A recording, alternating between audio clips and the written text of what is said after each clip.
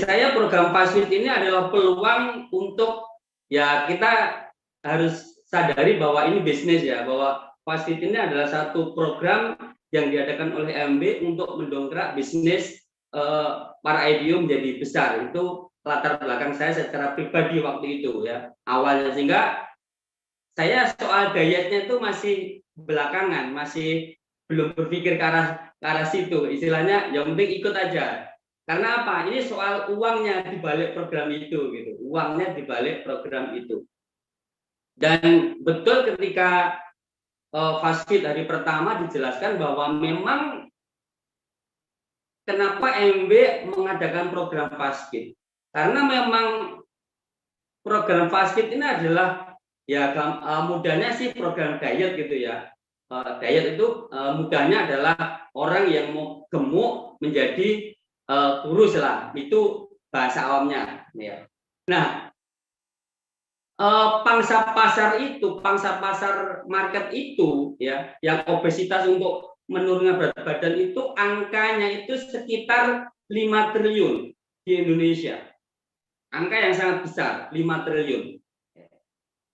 Dan pemain, artinya pemain atau perusahaan yang mengeruk angka 5 triliun itu hanya 3 dari penjelasan di kemarin. Hanya 3 perusahaan. Dan 2 diantaranya adalah perusahaan MLM istilahnya. Enggak saya sebut namanya. Artinya yang satu itu hampir 60%. Bayangkan 60% dari angka 5 triliun itu dikuasai oleh perusahaan MLM itu. Dan sebetulnya produk-produknya itu, produk MB dan produk yang dia tawarkan itu ya justru lebih murah di MB dengan kualitas. Tentu saja kita tahu produk kualitasnya Nutrilite itu. Tapi mengapa gitu ya? Mengapa ya di MB tidak bisa mengeruk pangsa pasar itu? Jadi program FastFit memang tujuan utama adalah bagaimana kita menjadi bagian dari market yang 5 triliun itu, Pak Hadi. Ini market yang besar. Jadi ternyata itu latar belakangnya, semuanya soal bisnis dulu ya, soal uang. Dan ini istilahnya nanti kita bicara soal lain ya, soal lifestyle, soal bagaimana sehat dan punya uang ya. Ini kita bicara soal bisnis dulu ya, latar belakang bisnis. Nah, kita kan bisnis ya. Artinya teman-teman sebetulnya kalau mau melihat uangnya di balik program itu, angka duitnya yang besar itu, ya sebetulnya apa ya, nggak perlu melihat yang lain dulu, melihat peluang itu. Nah, itu yang pertama tadi. Nah, terus yang kedua soal FastFit di MB, kenapa MB ternyata kurang Nutrilite-nya, ada produknya yang lebih luar biasa, yang bahkan lebih jauh lebih murah. Di luar sana itu untuk program istilahnya kayak FastFit menurun berat badan itu belasan juta. Di MB itu hanya 3,5 juta. Nah, ternyata memang belum ada satu program yang dilakukan oleh MB, makanya program ini dilakukan. Maka September program besar-besar ini tentu teman-teman jangan sampai ketinggalan ya. Lihat dulu angka soal uangnya, jangan lihat soal apa istilahnya dietnya, uangnya gitu. 5 triliun, kita ngambil 10% saja udah 500 miliar. Jadi betapa besarnya uang itu. Itu yang pertama Pak Adi, soal ternyata memang ada uang besar di balik program ini.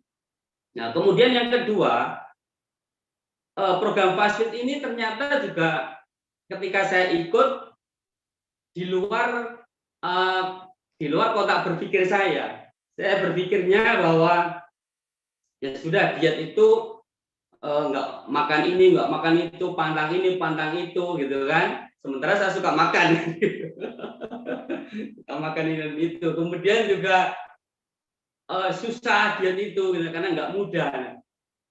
Nah, ternyata saya baru menerima satu ilmu yang luar biasa kebetulan ya, bahwa diet itu tidak hanya sekedar weight loss, tapi fat loss gitu kan. Kalau weight loss itu bisa istilahnya naik turun, nah, yo-yo gitu.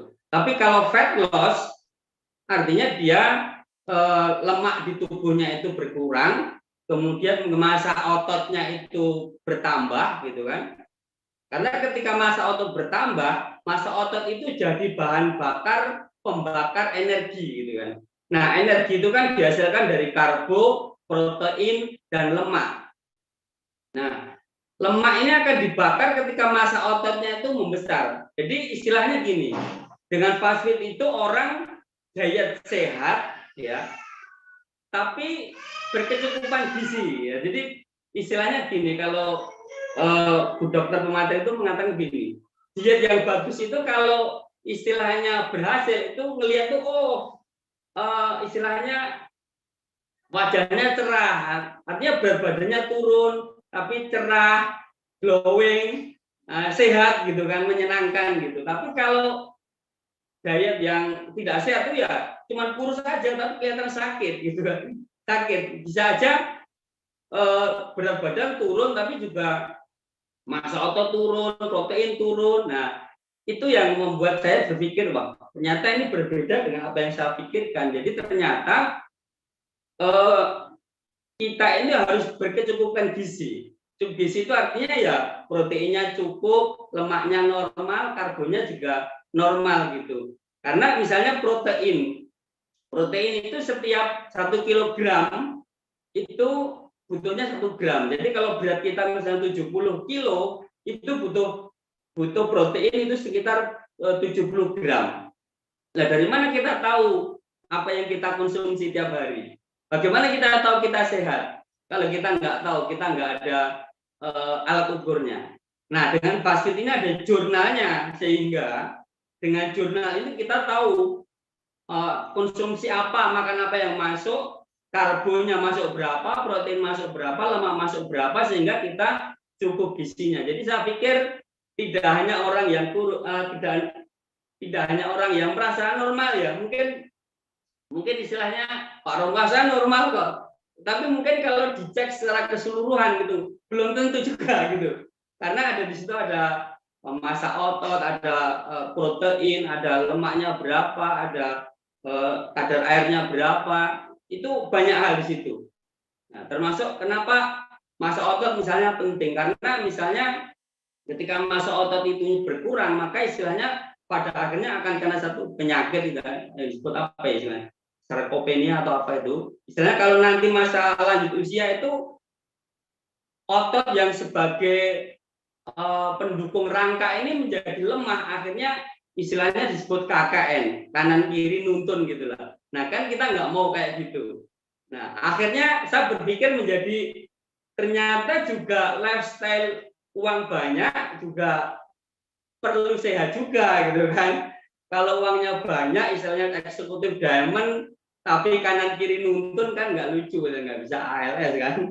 Artinya ternyata menurut saya experience yang saya dapat itu luar biasa, bahwa teman-teman menurut saya harus ikut program fast food ya, bahwa kemudian mungkin ya kita sadar bahwa di Debaca ini oke lah, lifestyle sehat itu mungkin masih nomor sekian ya, istilahnya mau duitnya gak ono, masa mikir masalah sehat ya gitu, mangan gak ono masalah itu kan. Oke, mungkin berpikir seperti itu nggak salah juga, mungkin sehat itu masih lifestyle-nya orang menengah ke atas. Tapi ketika kita bergerak bersama bahwa kita juga punya lifestyle sehat dan punya banyak uang, saya kira itu jauh lebih baik, Pak Hadi. Dan dengan jurnal fast food itu kita bisa mengevaluasi apa yang kita konsumsi tiap hari. Intinya itu, Pak Hadi, experience saya selama saya ikut 2 hari.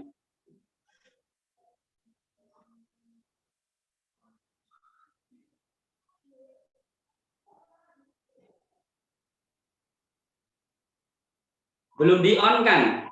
Mic-nya Pak Hadi belum on. Oke, siap. Luar biasa Pak Eko, mohon maaf. Jadi menarik sekali ya yang disampaikan Pak Eko. Mungkin ini Pak Eko, ada yang bertanya,